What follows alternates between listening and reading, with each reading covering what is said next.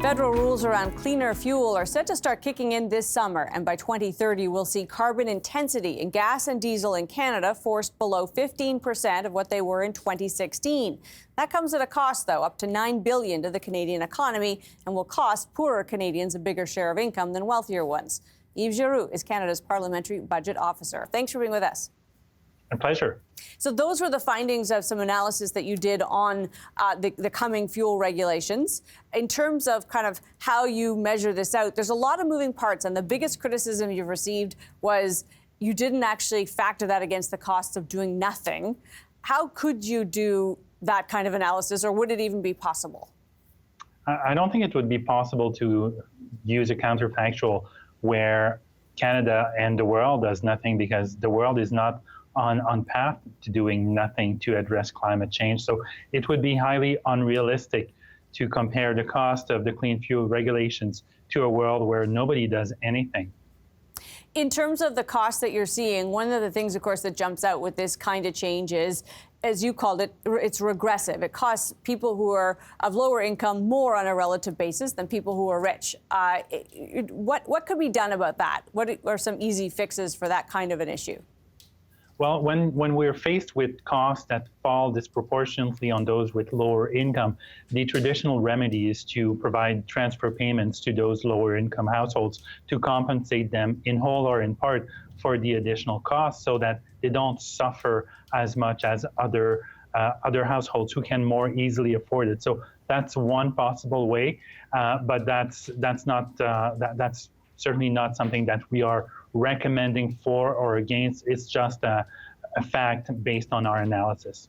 And I think this is an important point to make. You're the Parliamentary Budget Officer. You do all kinds of different analyses of all kinds of different things. This is not a political process. It's not driven by which side you think is right or wrong. You simply analyze policies.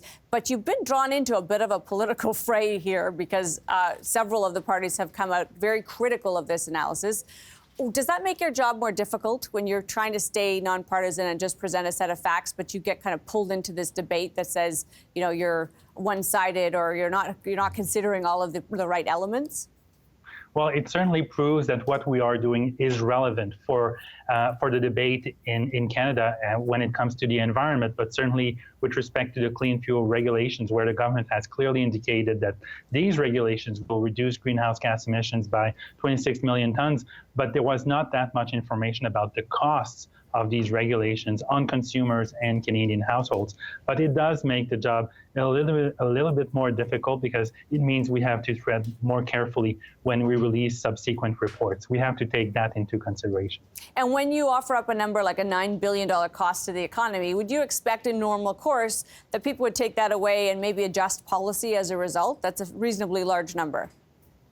Well, in fact, the $9 billion cost to the economy is not something that we estimated. It's something that the government itself estimated. So we use their estimate to just do a distributional analysis and the impacts on households. So it's the government's numbers that we use to provide an illustration of the costs on households. I guess I would ask the same question then in terms of the relative cost to people. Would you think policies should be adjusted to better account for that poorer households should not pay a bigger share of their income in this kind of a tax? Well, I think it's entirely up to politicians and decision makers to decide whether or not they want to adjust their policies or provide offsetting amounts to these households. It's up to people who are above my pay grade, as the usual saying goes. And I also shouldn't draw you into the politics. Yves, thank you so much for being here. Appreciate it. My pleasure. That was Yves Giroux, Canada's Parliamentary Budget Officer. Time for the takeaway, and a war you didn't ask for. There is a battle underway between the United States and China over computer chips, specifically where they'll be made and who can buy them once they are on the market. This week, China barred big U.S. chip maker Micron from selling into its lucrative market in what is being seen as retaliation for similar actions by the U.S. that will not only keep Chinese products out of America, but keep American chips from being sold into China. Post-COVID, the U.S. has adopted a policy that aims to bring computer chip manufacturing home. More than $50 billion in direct and indirect subsidies aimed at creating security of supply in this critical component of the modern economy. The argument was honed to a fine point during COVID, that supply chain disruptions make our economies vulnerable.